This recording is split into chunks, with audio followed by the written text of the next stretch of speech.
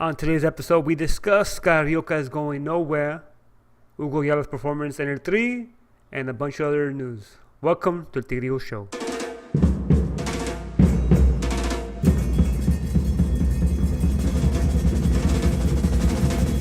Hello, welcome to the Tigrillo Show, and I'm Juanillo El Tigrillo, your humble host. And this is the podcast where we talk about Tigres de la Universidad Autónoma de Nuevo León, and mostly it's all we talk about. Not much else, especially right now that it's the off season. But there is some information available. The biggest news of the week was that Carioca was leaving.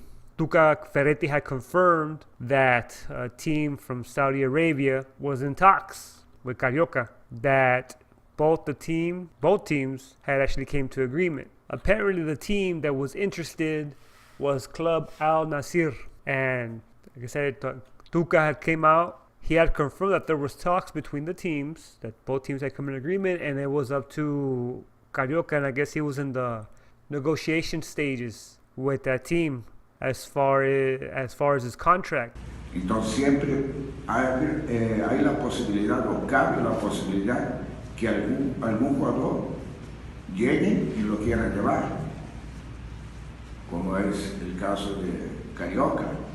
Hay equipos que lo quieren llevar. Nosotros, bueno, si lo quieren llevar, le pagan bien al club, nos pagan bien al jugador y tengo un suplente, pues no tengo ningún problema. Entender que esto es fútbol, los jugadores tienen derecho a emigrar como él vino. Si algún equipo lo quiere llevar y él está de acuerdo, como parece esta situación, no tengo ningún problema. Tal vez con Miguel Ángel, mi presidente, buscaría ver alguna posibilidad, pero tengo que ver que se concrete al 100% ya tengo más o menos visto algo, pero primero que se concrete al 100%. Pues que la salida de Carioca pues es una cosa, como le explicaba a su colega, se da en el fútbol. Entonces, pero yo creo que con la llegada de Guedes y la salida de Carioca, pues yo creo que está bien la cosa. No debemos de resentir. Él me dijo que había un equipo que estaba interesado en él. Este equipo platicó con un equipo que estaba interesado en él. Este equipo platicó con la directiva entró en un acuerdo sobre el valor del pase y nomás estamos esperando que Carioca resuelva su situación con el equipo para ver de su contrato. Es todo. And then about a day or two later, el presidente Miguel Ángel Garza comes out and says Carioca is not going anywhere, that he had personal reasons and he did not accept the contract. So now we get to see what I believe to be the best midfield in not only North America, but all the Americas, including South America, including the Brazilian League, the Argentinian League, the best midfield, Carioca and Guido Pizarro in the whole Western Hemisphere will play for Tigres de Universidad Autónoma de Nuevo León. I mean, just think about the potential they have to be together, play together. I mean, obviously, Carioca's a little defensive mid, and Guido, who used to be a little bit of both, will be more offensive. Remember, he was an attacking mid before he came to Tigres. He was developed at his current position thanks to Tuca, and he suffered a little bit, as you guys probably recall. He struggled in the beginning, but obviously he developed into this dominating player in the midfield, and at one point I think he was the best player in the league, and I think he'll return to that, to becoming the best player in the league. And Carioca this past season was the best. The past two seasons was the best midfielder in the league. So I mean, the potential is there. I mean, it's exciting to see what comes to fruition between these two. And I just can't wait for the season to start. Now, where does that leave Dueñas? Well, obviously the draft already happened. It was assumed that Dueñas would go to Chivas. He's still on the team. What position we play on the team? Well, there's been talks of him going to right back. That's not going to happen. I mean, you got Chaca Rodriguez there. El Guti's gone. So, now there's only two players in that position. It'll be Israel Jimenez and Chaca. And Dueñas is not going to bench Chaca.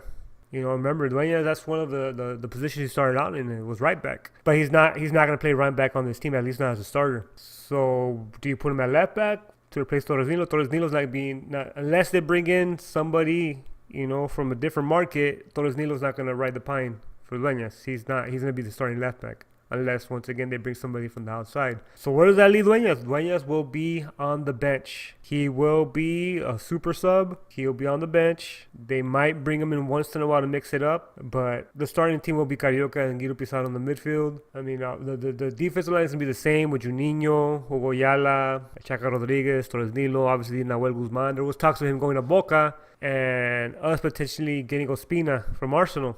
Well, it's week 1 of the World Cup, and there hasn't been much talk. Maybe after the World Cup's over, there will be a little bit more talk, but I don't see it happening.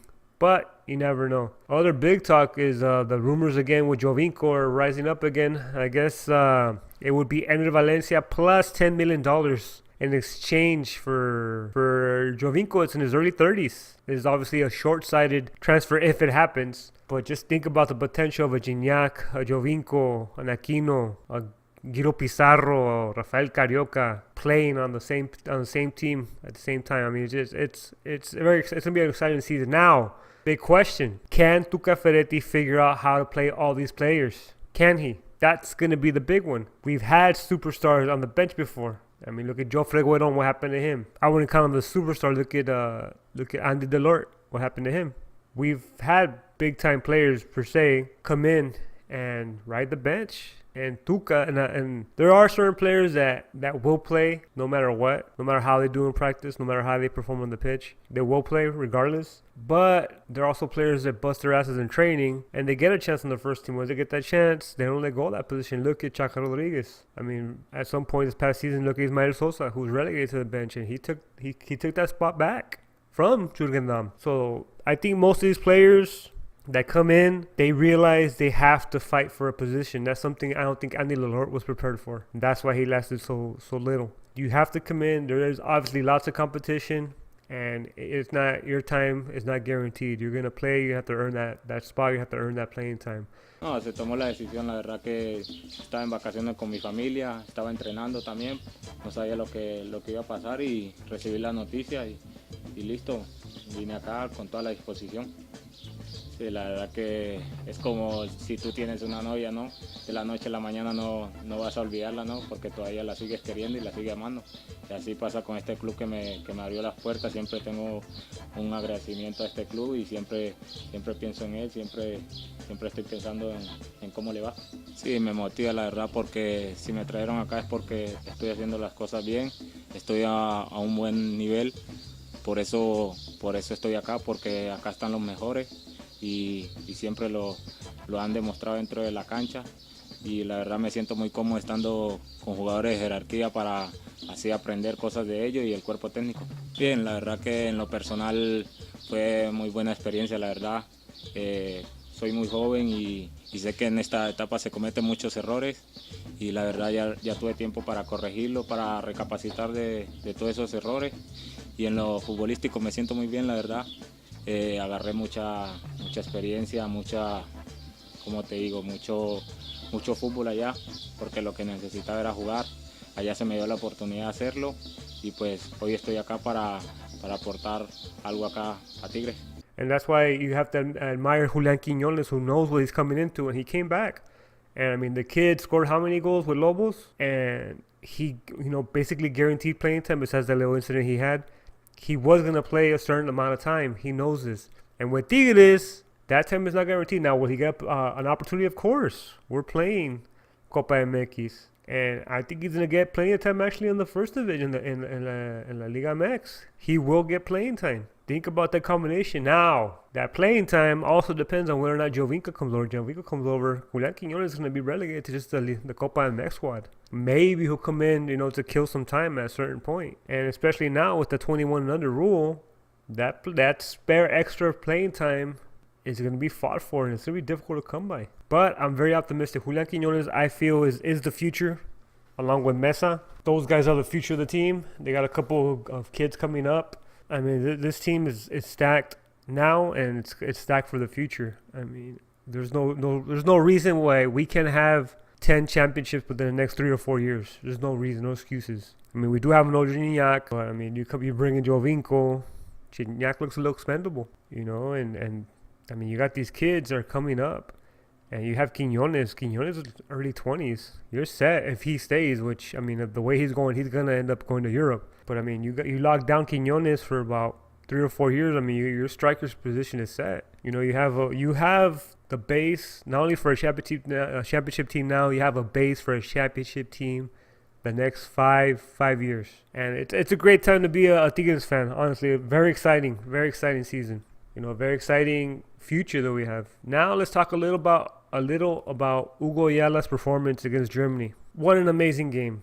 What an amazing game. This guy defended in the middle. And remember, there was talks of him not even making the final cut. Think about that, guys. He might not even been there if Nestor hadn't gotten hurt. He comes in, he starts, he earns that position. Once again, earning, right? We go back to earning. He earned his position, locks down the middle of that back line with Hector Moreno, shut down Germany. I mean, what a historic game that was for Mexico. And being a Tigres fan, we tend to keep an eye even closer on the players from our clubs. I mean, Aquino didn't play, and I was hoping Aquino would come in. I mean, replace Chucky. Chucky was spent, and what an amazing game that kid had. That kid has such a huge upside. But back to Hugo Ayala, very impressive. If he was, instead of being 31, if he was 26, 27 right now, there'd be top tier clubs knocking at the door at Tigres wanting to buy him. And I think he has the capacity even now to play in Europe, obviously, right? He has the capacity to play in Europe for any mid-table and up team. He could go to Spain. He could play for Villarreal. He could play for Atletico Madrid. He could go to England. I mean, he would have to bulk up, but, I mean, he has a height. He could go to England and play top-tier football. No problem. You know, maybe not at Manchester City, but he's good enough for, let's say, an Everton, right? Even Germany.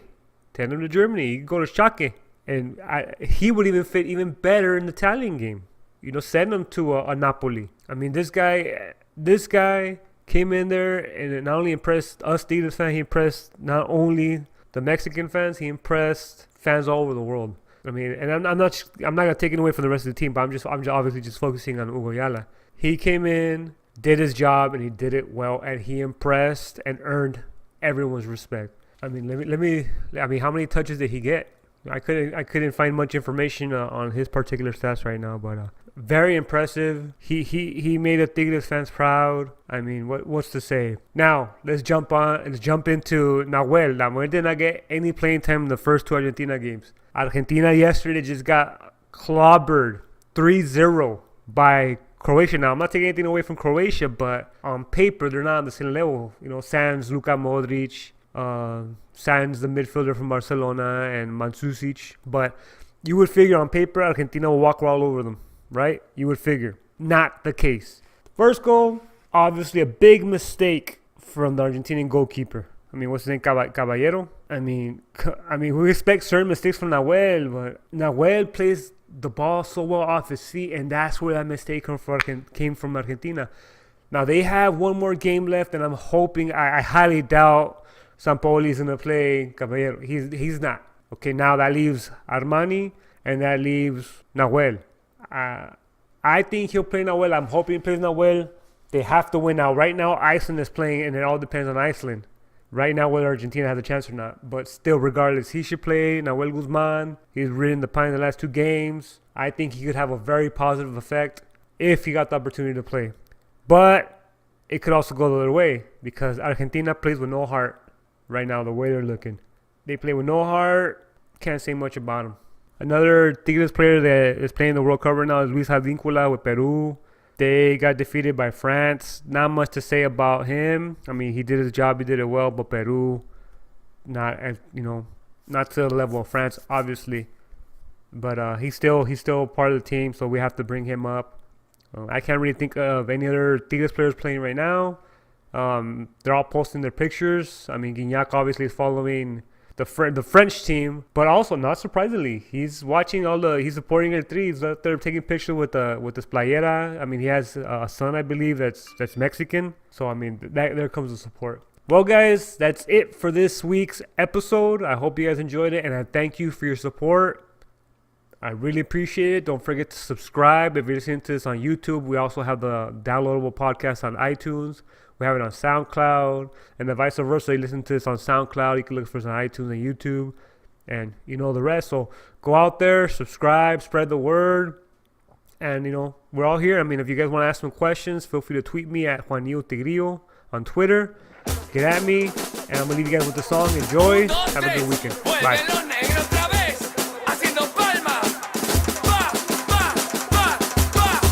Me prendo un porro, voy a alentar, voy a la cancha, voy a la popular. Ya están los trapos, ya están los bombos. Si quieren bardo, acá va a haber quilombo. Me prendo uno con la sub-21, haciendo palmas.